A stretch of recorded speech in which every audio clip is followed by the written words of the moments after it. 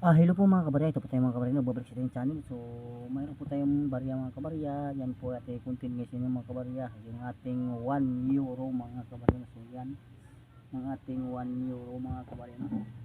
So, na baka may hawak kayo ng mga kabarya, ay napakaswerte nyo mga kabarya. No?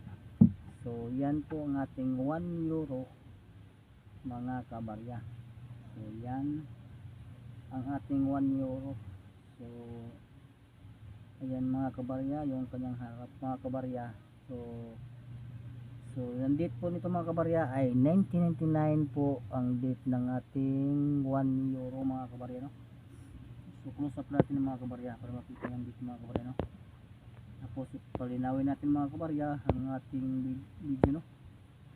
Kaso ayaw luminaw at mga kabarya. Sana mo luminaw ka man para makita yung date, no, ng ating barya. Focus lang natin mga kabarya sa ating barya, no? So yan,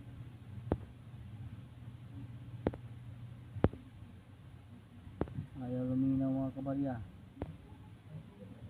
So yan mga kabarya, sa ating 1 euro, baka may hawak kayo mga kabarya. So yan po ang ating 1 euro 1999 po mga kabarya, no? So ito po yung date mga kabarya ay 1999 mga kabarya. Yan sa baba mga kabarya, no? 1 euro mga kabarya. So, barya ng India at ito mga kabarya, 1 euro. Ayan. So yan po, kung baka may hawak kayo mga kabarya, baka pagdating araw magkakaroon ng price mga kabarya, no, sa mga kolektor. Kaya kung mayroon kayong koleksyon ng mga coins, no, lagaan nyo mga kabarya, lalo na kung maganda ang details mga kabarya. Dahil hanapin po sa mga kolektor yan mga kabarya, no, yung mga barya na, lalo na kung low mintage yung hawak na barya mga kabarya. So yun po ang ating 1 euro. So ito po ang ating 1 euro.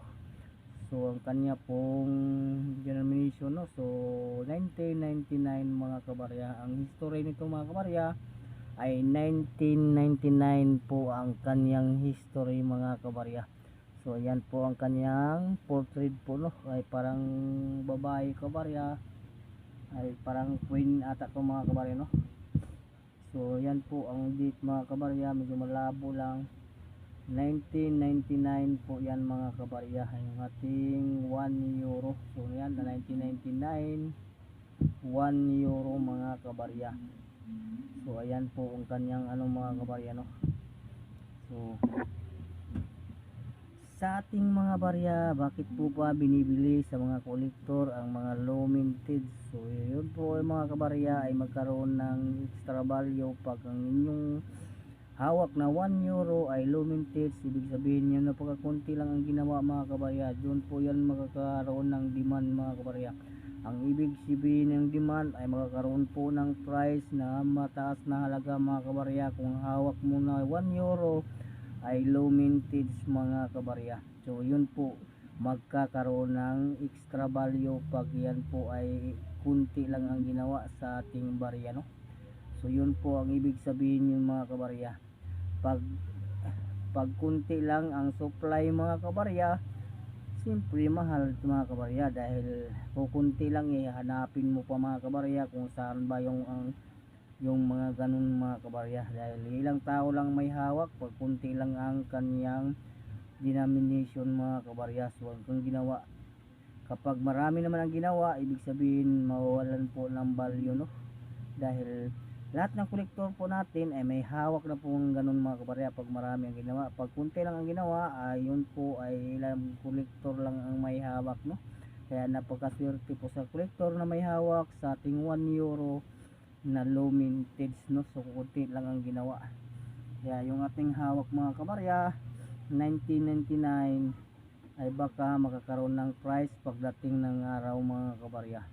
Kaya kung mayroon kayong koleksyon, no, lagi kong inuulit na huwag nyo pong gasgasan at huwag talagaan nyo mabuti ang inyong koleksyon, dahil doon po bababa po ang price pag mayan po ay naging na siya, maraming gasgas na scratches mga kabarya. So ang ating euro, no, so maganda pa yung kondisyon mga kabarya sa ating 1 euro mga kabarya. So yan, wala pang gasgas mga kabarya, no. Siyempre inaalagaan natin mga kabarya, tayo po ay kolektor, Pang collector po, mga pangalaga po sa ating mga barya, no? So yun po, no, 1999 euro, 1 euro mga kabarya, na baka ito ay magkakaroon ng price pagdating ng araw mga kabarya. So yun po, no, ang ating 1999 1 euro mga kabarya. So sa mga baguhan lang ng uliksyon dyan, no? So lagi kong pinaalala sa inyo, kapag may hawak kayo na barya ay alagaan nyo pong mabuti na hindi po magasgasan, dahil doon po mag-epekto sa price. Ag magasgasan lang inyong barya, bababa po ang price yan mga kabarya, dahil gas-gas at scratches na ang inyong hawak. Pero sa ating hawak mga kabarya ay uncirculated pa mga kabarya, no? So 1 euro 1999 mga kabarya. So may nagkaroon pang slight error to mga kabarya, dahil mayroon po siya ditong ano mga kabarya, no? So yan, parang mint mart mga kabarya.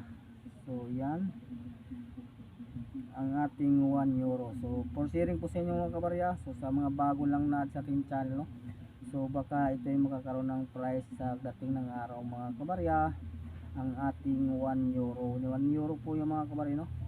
So yun po mga kabarya, 1 euro sa taas mga kabarya, sa baba 1 cent euro mga kabarya. So yun lang po ang ating update ngayon sa inyo mga kabarya, no?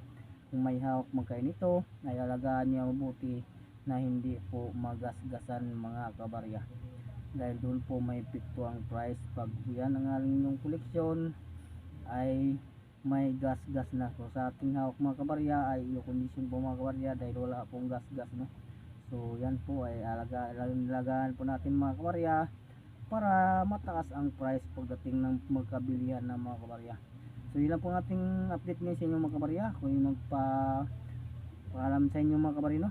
Shout out sa inyo lahat, thank you for watching, no? Kung yung nagpaalam sa inyo na ako po ay out na po mga kabarya.